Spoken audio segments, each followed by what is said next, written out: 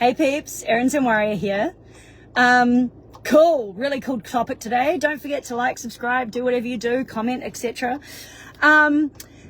Just been doing a very reluctant cardio session this morning. My body was tired when I woke up, super slapped, woke up right in the middle, as my PT manager pointed out, right in the middle of a REM cycle. I'm like, yep, I think that's definitely what happened actually. I was REMing, and I was. My gadgets tell me I was definitely deep in a nice REM phase, but I still get pretty good sleep. I just woke up sort of at the wrong time, essentially. So, hypermobility. This is an interesting area that I'm actually going to present on this year at the Exercise Conference NZ, or rather I'm going to pitch it to them. And I know that they have various different people come in along hypermobility lines, but really understanding what this is and what we're really talking about here is so important. And I am going to get on to testosterone and hormones within this.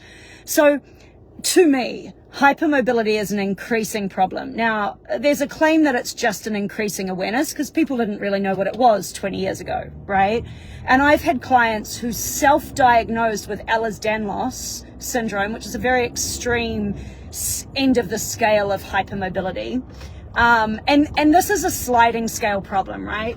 You can have a few unstable, like localized instability around a particular joint, or you can have general hypermobility disorder, or you can have something called Ehlers-Danlos where you start getting real problems in all the connective tissues, the veins, the everything, because everything is connected by collagen.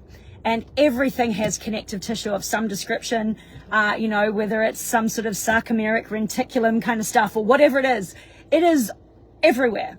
And so when you have hypermobility, and some of you may be listening to this and not even realize that you have it.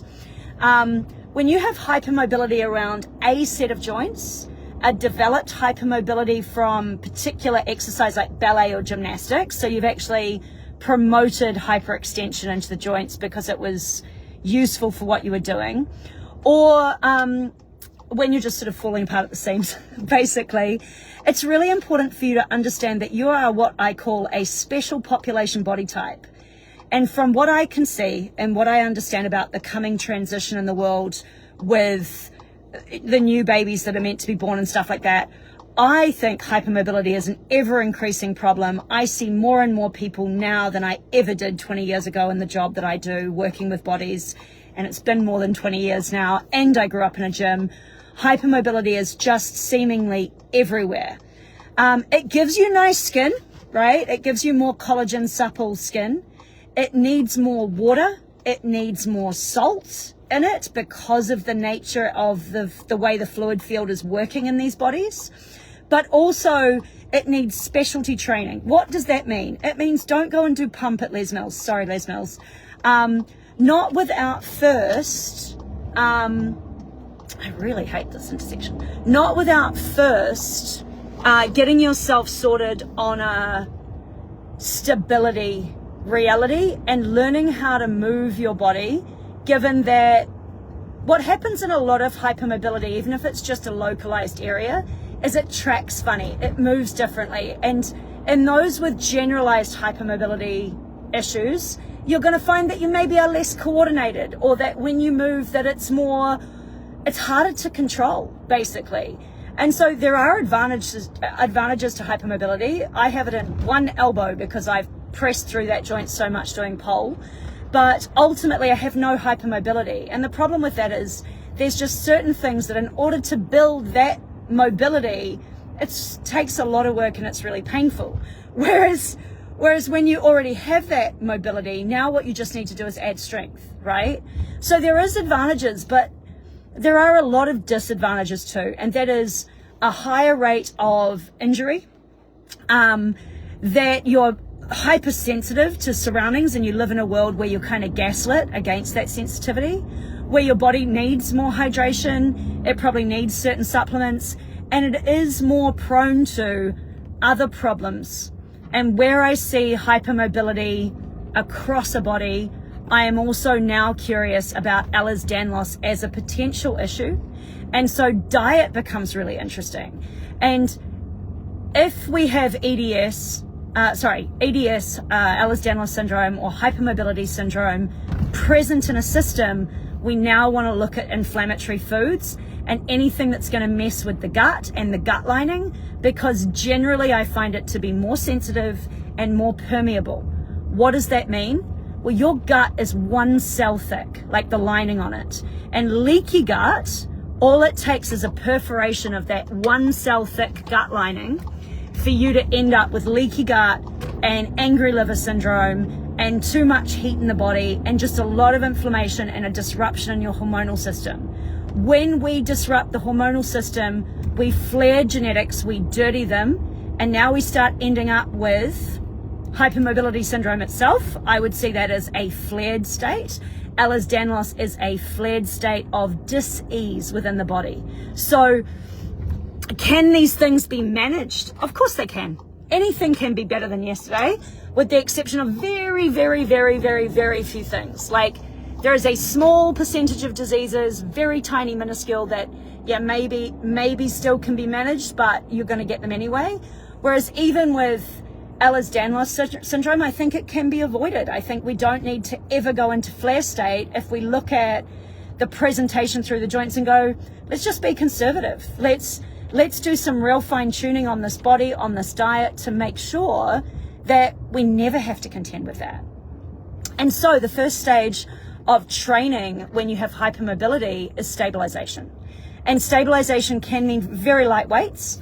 It can also mean balance stuff, balance work, and definitely coordination play.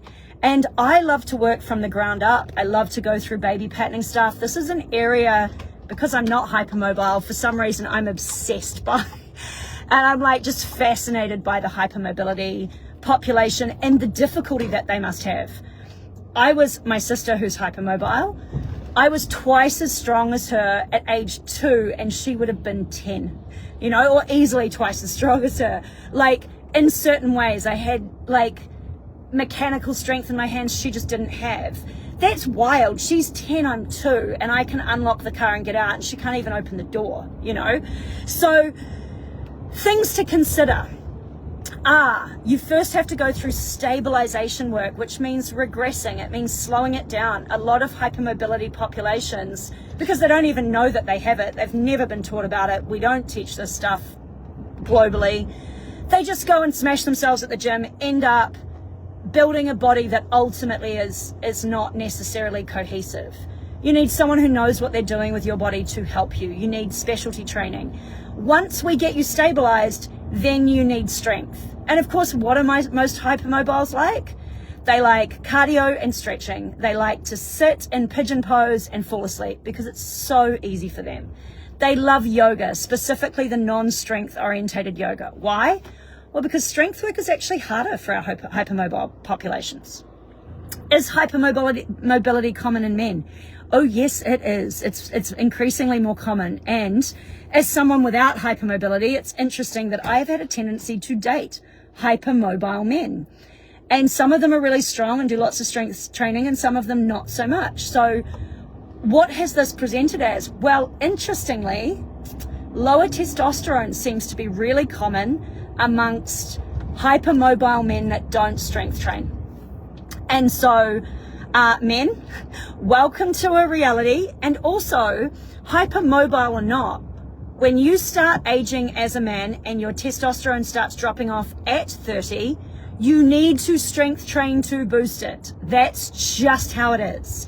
And you will see that people who strength train in general have higher testosterone. Men who strength train have higher testosterone levels than men who don't. It's just how it is. Now, there are so many contributing factors to your test level, including diet, of course. And for women, when you strength train, you are also going to boost hormone levels. Now, why is this important? Well, going back to Ehlers-Danlos and our hypermobility disorder, and even just hypermobility in localized areas. First of all, we're trying to kind of build like this faux tendon reality. We're trying to build strength around the joint. And so what we want to actually do is put more work into the muscles, which in some hypermobility populations are lower, are harder to build. So we're trying to put more strength into those areas so that we can, what's the word here? So that we can support the joints, so that we're going to get less problems, right? Less injury, etc. But also, these populations, because of the way that they're structured, actually generally need this strength training to start boosting certain hormones that are naturally just a little bit different here, and can create other problems. And this is where I have a theory surrounding reproductive and female hormonal structures, and what we're seeing, where we often see hypermobility lining up with other issues as well that are relating to hormone levels and reproduction. And not to say it's good, bad, or otherwise, just to say it's a special population that needs special attention. That's all. You're a little bit different. The funny thing is that now, I don't know that you're that different. I think what we are rapidly starting to see is that there's more hypermobility than not. And so if you don't know, time to ask some questions, time to just ask someone who knows, or go online and do some research. What is considered hypermobile through an elbow, through the back of a knee, through the way my foot works? Like, do I constantly have a lower back that's just unstable? Is it potentially a hypermobility issue? I had my Ehlers-Danlos client who's self-diagnosed. When she came to me, her lower back was giving her grief every week. And we managed to stabilize that so that her lower back was really not much of an issue.